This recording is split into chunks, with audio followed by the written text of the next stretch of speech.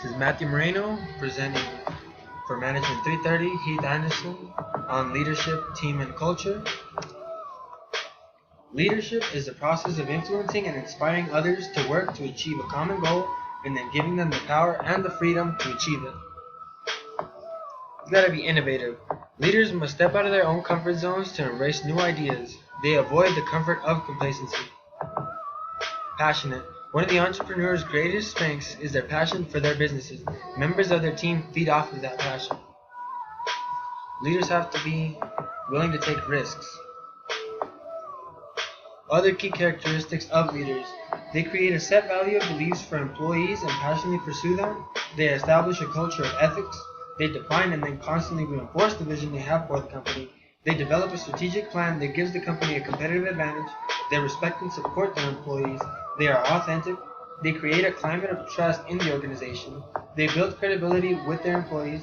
They focus employees' efforts on challenging goals and keep them driving toward those goals. They provide the resources employees need to achieve their goals. They communicate with their employees the value of diversity of their workers, and they celebrate their workers' successes. Management and leadership are intertwined, but not the same, yet both are essential to a company's success. Leadership deals with people, while management deals with things. You manage things to lead people. The main difference between leaders and managers is that leaders have people who follow them, while managers have people who work for them. A great team is a small number of people with complementary skills who are committed to a common purpose. How to hire winners. Look inside the company first. One of the best sources for top prospects is inside the company itself. Look for the employees with whom your customers can identify. For example, a retailer who sells women's shoes would benefit more from a female employee. Use multiple channels to recruit talent. Many businesses are successfully attracting candidates through the media resources like the internet. Recruit on campus. Colleges and universities are an excellent source of workers, especially for entry-level positions, and offer what workers want. Adequate compensation and benefits are important considerations for job candidates. The interview. Involve others. A better process is to involve others in the interview, particularly employees he or she would be working with. Develop a series of questions. To keep the screening process consistent, business owners should have a set of relevant questions they ask in every interview. Open-ended questions. Leave room for people to talk about their work experience in a way that will disclose the presence or absence of the traits the business owner is looking for. An effective interview contains 3 phases: breaking the ice, asking questions, and selling the candidate on the company. Business owners should take the time to conduct a background check, not necessarily saying people with a history cannot get a job or should not be hired, but it should be known for the transparency of the company. A company's culture is a distinctive, unwritten, informal code of conduct that governs a company's behavior, attitudes, relationships, and style. It's the essence of the way we do things around here.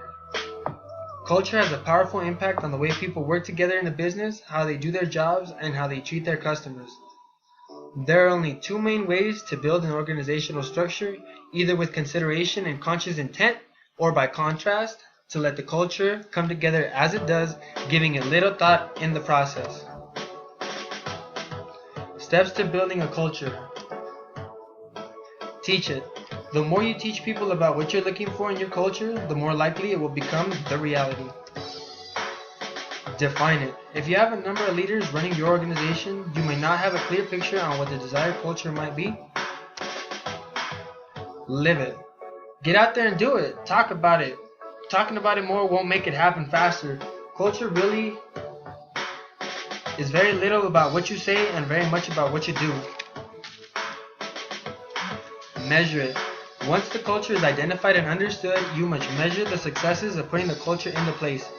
Many people can argue that you cannot measure happiness, fun, supportiveness, or camaraderie. I personally think you can. As long as the definition of what fun and happiness is understood, it can be measured. And reward it. Companies say they want people to treat each other well, but those who do receive no recognition. Positive cultures are built over time and with proper reward and recognition. Thank you.